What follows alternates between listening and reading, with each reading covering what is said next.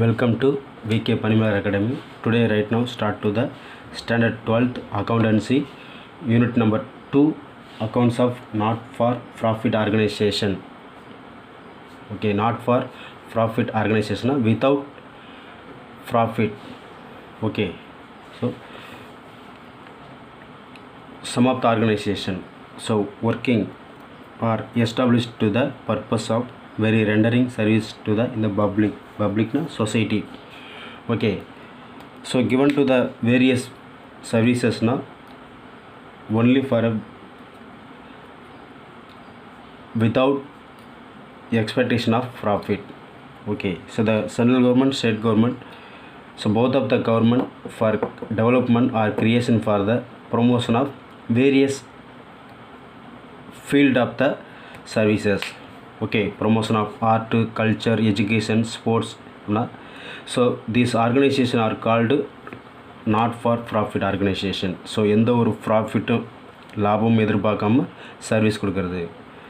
So இன்னும் இல்லாமல் charitable institutions, educational institutions, cultural societies, sports and recreation clubs, hospitals, libraries, literary associations are some of the examples of not for profit organizations. Okay, these are all the examples of not for profit organization. Okay, so இந்த ஆர்கனைசேஷன்லாம் run பண்ணுறதுக்கு இல்லைன்னா operation பண்ணுறதுக்கு வந்து இன்கம்னு ஒன்று தேவையில்லை. So இந்த particular income varies coming from the side அப்படின்னா இந்த கவர்மெண்ட் சைடு. ஓகே, இந்த கவர்மெண்ட் சைடு வந்து கிராண்ட்ஸ் தராங்க, சப்சிடி தராங்க. அதெல்லாம் வந்து அந்த பர்டிகுலர் வந்து கிளப்பு அந்த ஆர்கனைசேஷனில் ஒர்க் பண்ணுற membership. So month and month to pay the subscription amount, that mean membership amount, சந்தான்னு சொல்லுவாங்க. இதை வச்சு தான் அதை மெயின்டைன் பண்ணுறாங்க. ஓகே, ஸோ என்ன தான் வித்தவுட் ப்ராஃபிட்டாக இருந்தாலும் பட் என்ன பண்ணும், அதுக்குன்னு வந்து ப்ராப்பர் அக்கௌண்ட்ஸ் மெயின்டைன் பண்ணணும் அந்த பர்டிகுலர் இயரில். Okay, so what are the method to the prepare of the accounts in the particular not for profit organization.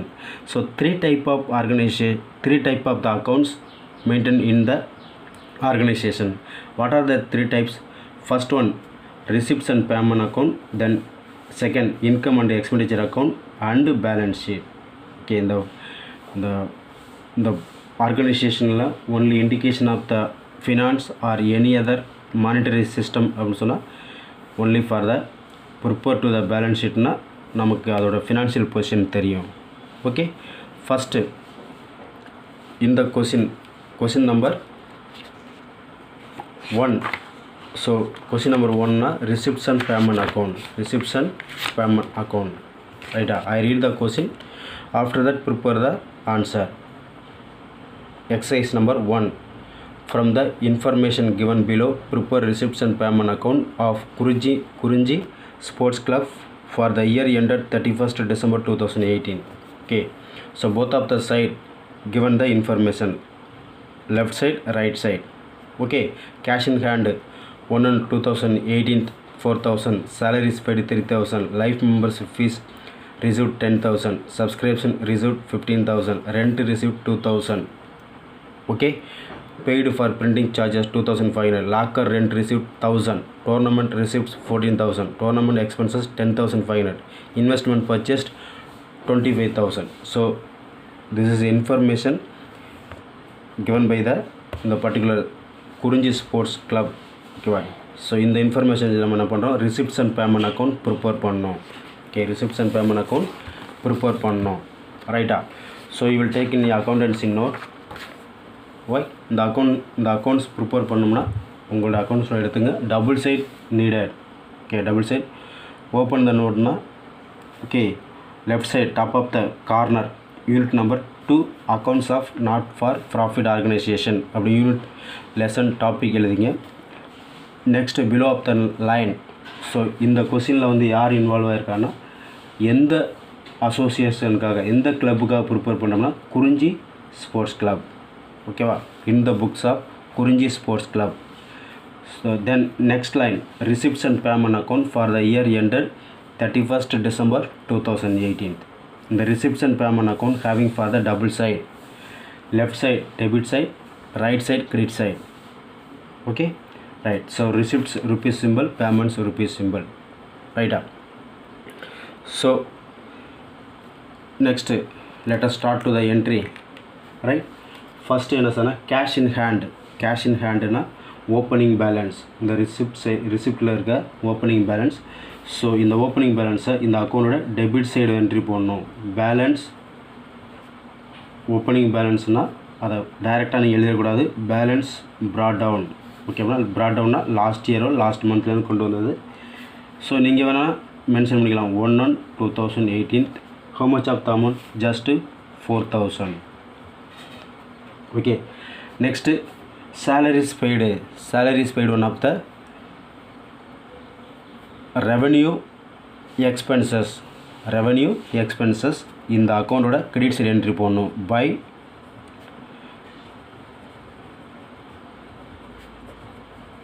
salaries paid, how much of the amount na 3,000. Okay, right.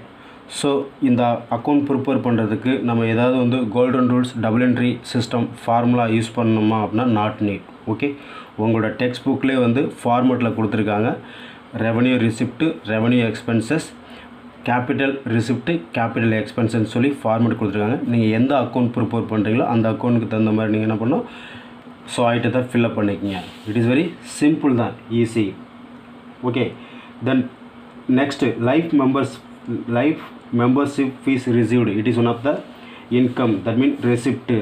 இந்த receipt ஐட்டத்தில் வந்து என்ன பண்ணுறீங்க, entry போடுறீங்க. Okay, என்ன பண்ணுறீங்க, receipt ஐட்டத்தில் entry போடுறீங்க. ரைட்டா. எப்படி சொன்னால்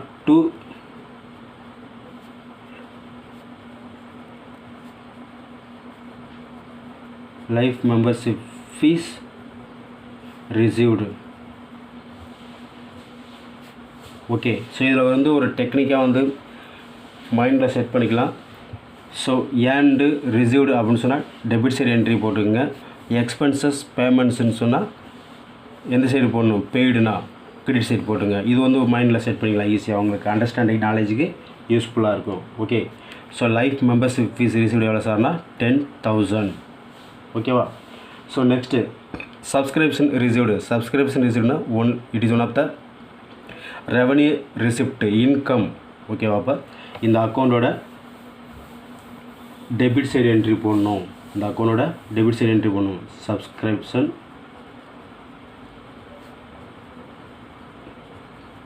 received. how much of the amount na 15,000. ஓகேவா.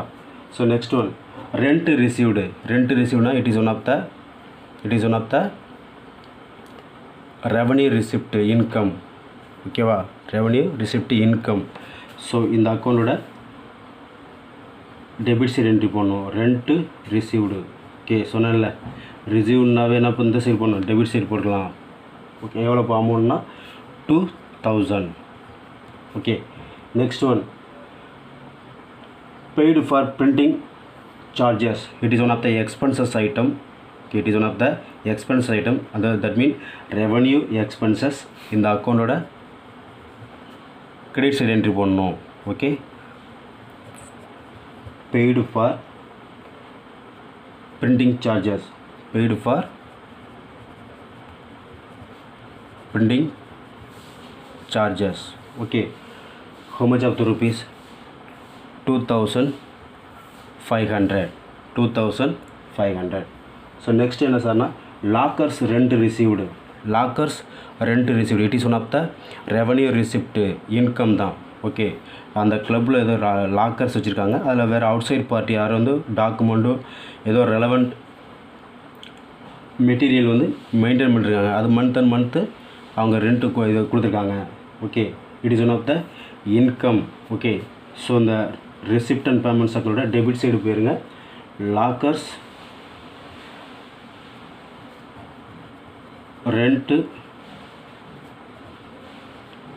Received. how much of the amount சார்னா just 1,000 rupees. just 1,000 rupees. Okay, so next என்ன சார்னா டோர்னமெண்ட் ரிசிப்ட்ஸ். டோர்னமெண்ட் ரிசிப்ட்ஸ்னால் it is one of the revenue receipt. ஓகேவா ரைட். ஸோ இந்த அக்கௌண்ட்டோட இந்த side sir entry போடணும் அப்படின்னா டெபிட் சைடு என்ட்ரி போடணும். To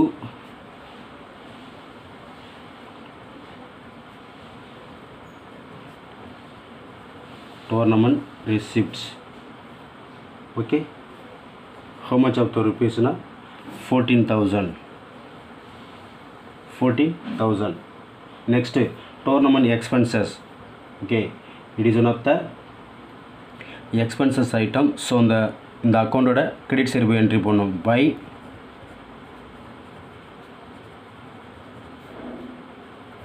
tournament expenses. How much of the amount? 10,500. Okay, 10,500. So next, investment purchased. Okay va, investment purchased. So இது இந்த அக்கௌண்டோட credit side வரும். Payment the expenses. Investments meansனா எது வேணாலும் இருக்கலாம். ஓகே, ஸோ எல்ஐசியில் பண்ணியிருக்கலாம், அவங்க மியூச்சுவல் ஃபண்டில் பண்ணியிருக்கலாம், இல்லை பேங்க்கில் பண்ணியிருக்கலாம், ஏதோ ஒரு any other category, stock market. Okay, so எங்கே வேணாலும் பண்ணியிருக்கலாம். பட் இன்வெஸ்ட்மெண்ட் பர்ச்சேஸ்டு அங்கே இது பண்ணி வாங்கியிருக்காங்க. Right, it is one of the expenses item. Investment purchased. How much of the amount? 25,000. Okay right. So நம்ம என்ன பண்ணுறோம், மேக்ஸிமம் முடிச்சிட்டோம். இப்போ நம்ம என்ன பண்ணுறோம், டெபிட் சைடு வந்து ஓப்பனிங் பேலன்ஸ் போட்டோம். அப்போ கிரெடிட் சைடு என்ன சார் போடணும், க்ளோசிங் பேலன்ஸ் போடணும்ல. ரைட், பை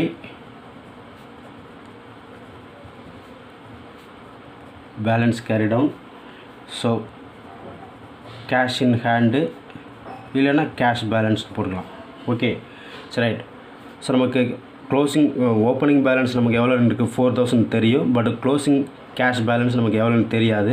இப்போ நம்ம என்ன பண்ணோம்னா ஹையஸ்ட் அமௌண்ட் எந்த பக்கம் பார்க்கணும், ஹையஸ்ட் அமௌண்ட்னா டெபிட் சைடு தான் இருக்குது. ஓகே, டெபிட் சைடு தான் இருக்குது. 4,000 + 10,000னா 14,000. 14,000 + 15,000னா 29,000. 29,000 + 2,000னா 31,000. 31,000 + 1,000னா 32,000.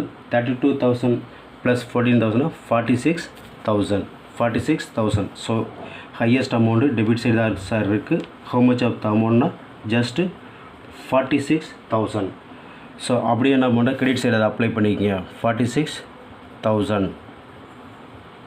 ஓகேவா ரைட். ஸோ அப்போ நம்ம என்ன பண்ணுறோம், highest amount debit side 46,000 entry போட்டோம். அதை அப்படியே நான் கிரெடிட் சைடு அப்ளை பண்ணிட்டோம். இப்போ இதுக்கு என்ன பண்ணணும், இந்த சைடு இருக்கிறது வந்து என்ன சார் பண்ணணும் அப்படின்னா வேரியேஷன் பார்க்கணும். ஓகே, கிரெடிட் சைடு எவ்வளோ சார் இருக்குன்னா 3,000 + 2,500னா 5,500. 5,500 + 10,500னா எவ்வளோ, 16,000. 16,000 + 25,000 எவ்வளோ வருது, 41,000 வருது. அப்போ நியரஸ்ட்டாக எவ்வளோ சார்னா 46,000 - 41,000னா 5,000. ஓகே, 5,000. ஸோ இதுதான் என்னென்னா இந்த கிளப்போட வந்து closing balance. By balance carry down, cash in hand 5,000. So இந்த பிளேஸில் வந்து பேலன்ஸிங் ஃபிகர்னு நீங்கள் எழுதக்கூடாது. ஓகே, ஃபஸ்ட்டு யூனிட் இல்லை ப்ராப்ளத்தில் ஆன்சரில் எழுதுகிற மாதிரி எழுதக்கூடாது. ஓகே, ஸோ இந்த receipts and payment account opening balance 4,000, closing balance 5,000. Okay right. So இந்த கொஸ்டினுக்கு வந்து நீங்கள் double entry system formula use பண்ணணும்னா நாட் நீட். ஓகேவா. ஸோ எல்லாமே வந்து ஃபார்மெட்டில் கொடுத்துருக்காங்க. ஸோ அது வந்து கேபிட்டல் ரிசிப்டா, கேபிட்டல் எக்ஸ்பென்சஸா, ரெவன்யூ ரிசிப்டா, ரெவன்யூ எக்ஸ்பென்சஸை சொல்லி நீங்கள் ஃபைண்ட் அவுட் பண்ணி என்ட்ரி போடணும். Okay, that's all right. So இந்த வீடியோவை ஃபுல்லாக பாருங்கள், லைக் பண்ணுங்கள், ஷேர் பண்ணுங்கள், கமெண்ட் கொடுங்க. ஸோ சப்ஸ்கிரைப் பண்ணி சேனலை பாருங்கள். Thank you so much.